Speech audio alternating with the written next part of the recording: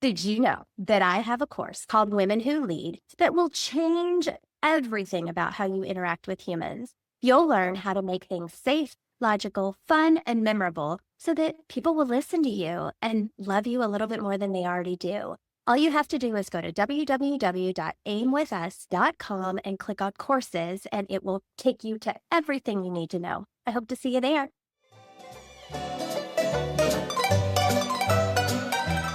Welcome to Productive Joy with Dr. Christie, where fun meets action.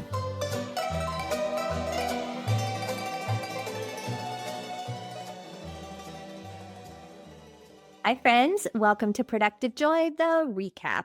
So, I am still having a blast. I hope that you are having as much fun as I am. I had two fabulous guests this week. I had Nicolai Nielsen and I had Bronwyn Schweigert. So, both fun to say. So, Nikolai talked to us about all kinds of things. He's a very prolific, well read human who has written several books, but he said life is short, slow down and connect. And then Bronwyn is an anger expert who helps people get rid of what they're holding on to so that they can be healthy both in mind and body. And she said life is too short to get stuck in the stuff, right? So because they both said life is short, I am going to kind of capitalize on that today. So, our son is getting married in a week. Let's see, today is Saturday. Yeah, in 1 week from today. And we're so excited. He is marrying the love of his life. Her name is Cassidy. So, Jackson and Cassidy's wedding is in 1 week. And I'm being reminded of lots of things as I walk in this space, right? So, for those of you that have been around for a minute, you know that my husband Jason and I are marriage mentors. As marriage mentors, we have the privilege of working with couples who are going to get married in the same chapel that Jackson and Cassidy are getting married in. And if you want to get married in that chapel, then you have to go through 4 premarital mentoring sessions. And the reason I'm telling you this is because we have had the privilege of listening to lots of stories about how people got together and what they hope for their wedding. And we often tell them that we really hope that their wedding day is the worst day of their marriage. That sounds terrible. We know it's going to be fabulous, but we want it to keep getting better. And that's what we hope for Jackson and Cassidy as well as they embark on this journey. So, what does that have to do with the guests this week? Well, if life is short, we should be living in the moment.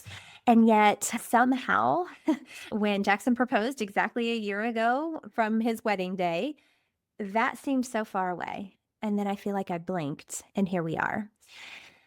Days are long, life or years are short, right? Like that's what you tell people who have young children. And I believe it with my whole being.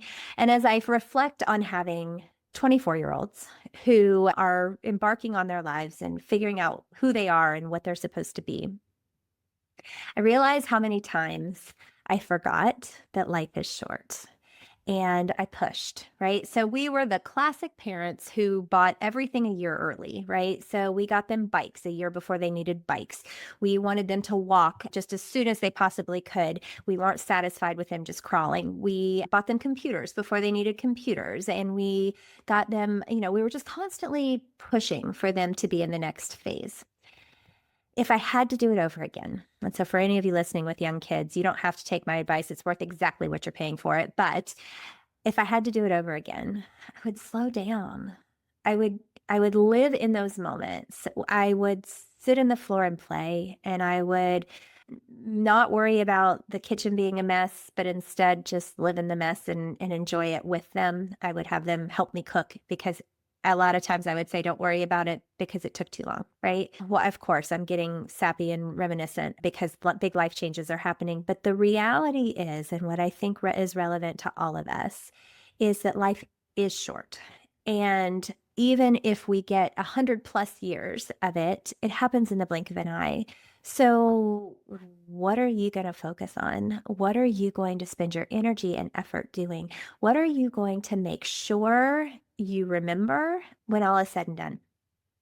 And I I don't know that, well, I do know that we actually have more control over that than we realize, because that's us, right? Like we can control ourselves. We can't control much else, but we can control ourselves. And so that's my hope for the next year. This was my year to grow. Grow was my word this year. And in this particular phase, here we are, July already, I want to grow into being still.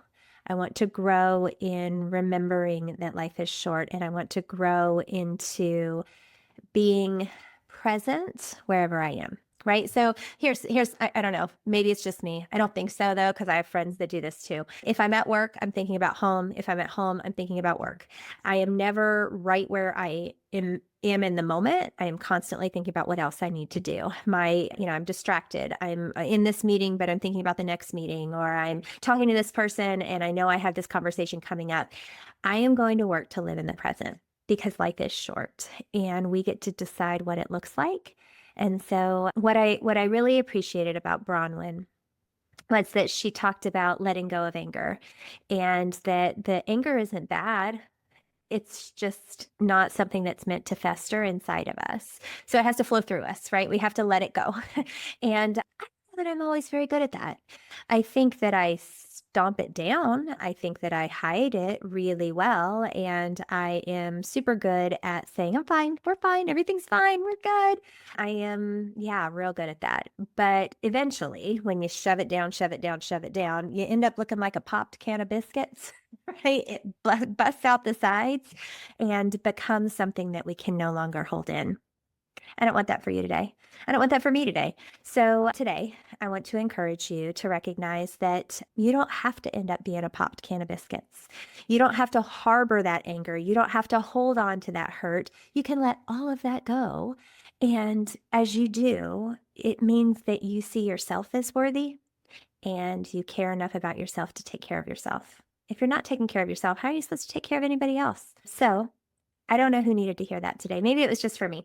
And you know what? If that's the case, that's okay. But if you're listening and you just heard that, I am hopeful that you're starting to recognize that you have so much more within your reach than you might realize. And I want for you, more than anything, for you to tap into that. So that's my encouragement for you today. And I am just honored that you have chosen to spend time with the Productive Joy crew. And I hope you'll continue to do so. Will you please share this? I don't know who needed to hear it in your life, but I bet there's at least one person who would benefit from being reminded that life is short and that we can choose to live in the moment or miss the moment. That choice is ours. So today and every day, my encouragement to you is that you grab hold of some nugget of wisdom that you can use and then figure out a way to turn fun into action.